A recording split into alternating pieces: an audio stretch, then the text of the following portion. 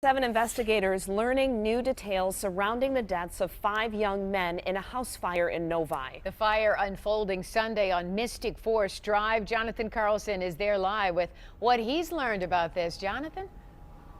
Hey guys, good afternoon. Yeah, that house behind me still a crime scene at this hour. Meanwhile, we learned today that those who died likely didn't know what hit them. They were between the ages of 16 and 23. 4 out of the 5 victims in this fire have been identified. These are pictures of 2 of those lost. Novi police holding a press conference this morning to detail the tragedy.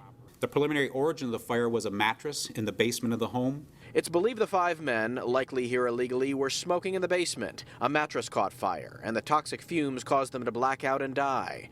They were living in the basement of their employer, who owns this nearby restaurant. That restaurant closed today.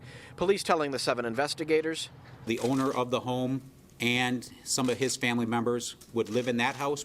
So they were well aware of the living arrangements down below. An attorney for the homeowner tells us the men were allowed access to other parts of the house and were not restricted to the basement.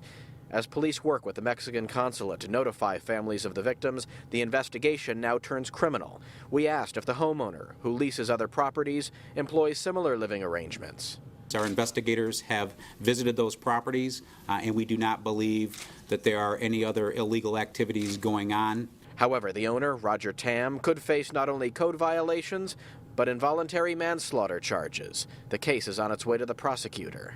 Our investigation continues to be very broad and encompassing, and at this point we have not ruled out any type of criminal activity. Tam's attorney told us his client is distraught over the deaths, but wouldn't comment on his potential liability.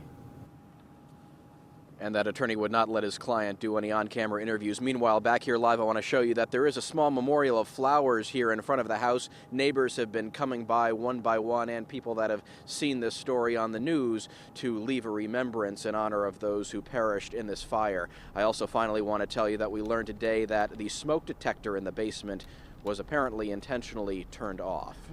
We're live in Novi. I'm Jonathan Carlson, 7 Action News.